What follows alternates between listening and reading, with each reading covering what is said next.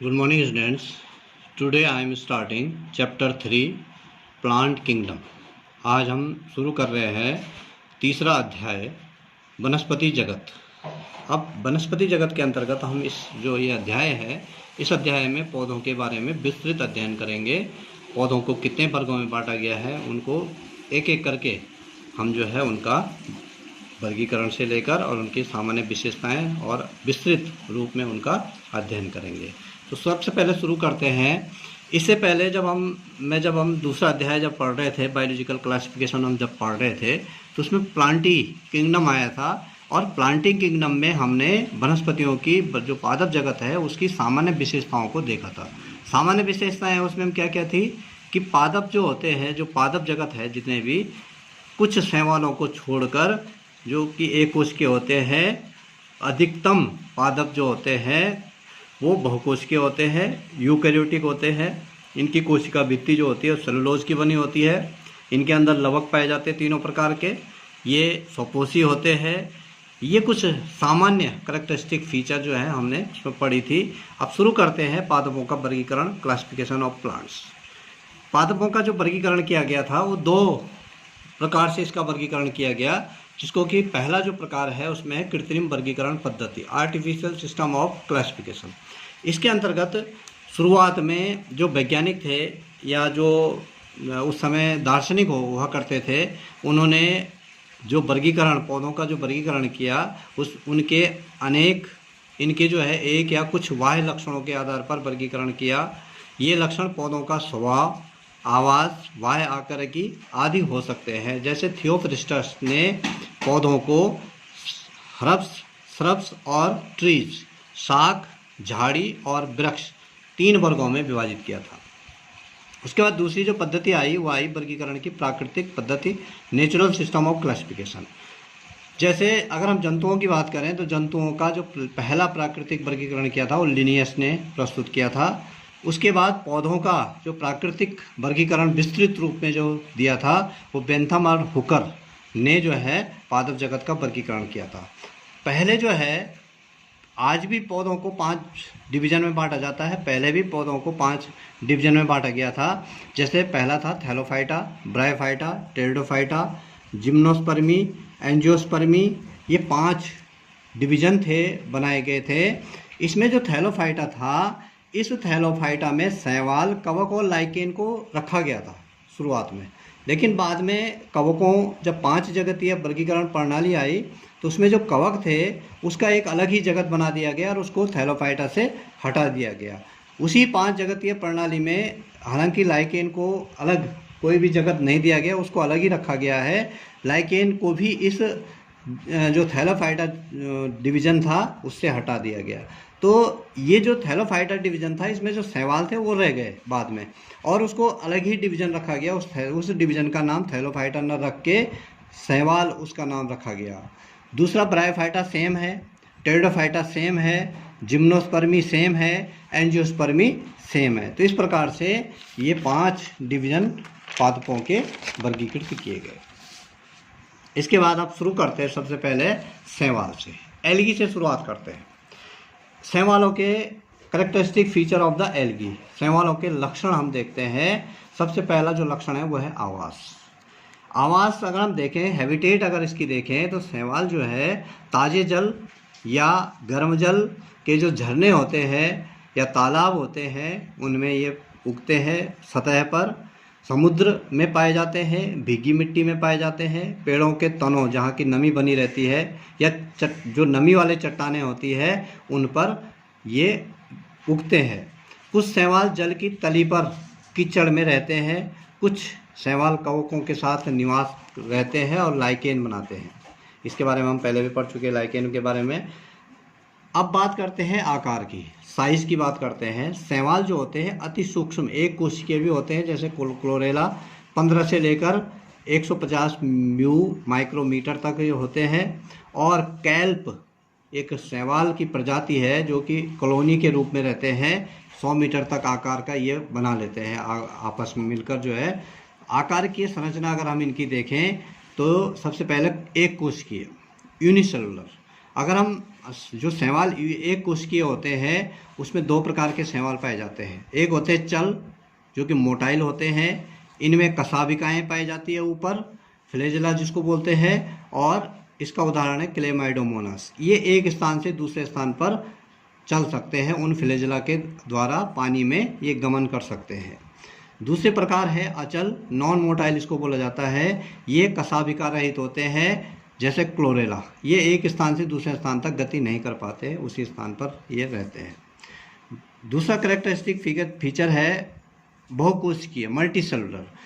जो शैवाल मल्टीसेलुलर होते हैं, बहुकोशिकीय होते हैं, उनकी जो शरीर होता है, उनका शरीर एक दो या दो से अधिक कोशिकाओं से मिलकर बना होता है। वो तीन प्रकार के होते हैं। एक होते हैं मंडलीय, जिसको कॉलोनियल बोलते हैं, का मतलब है अनेक शैवाल मिलकर एक साथ एक कॉलोनी का निर्माण करते हैं, और बहुत सारे शैवाल मिलकर जो है एक बहुकोशिकीय संरचना का निर्माण करते हैं, जैसे बॉल बॉक्स में ये जो है कॉलोनी के रूप में रहते हैं। दूसरा पामेलाव, ये भी एक अनियमित आकार की कॉलोनी जो है बना लेते हैं।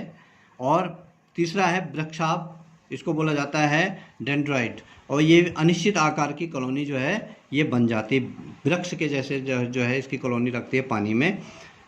तीसरा अगला जो कैरेक्टरिस्टिक फीचर है वह है तंतुरूप, फिलामेंटस फॉर्म।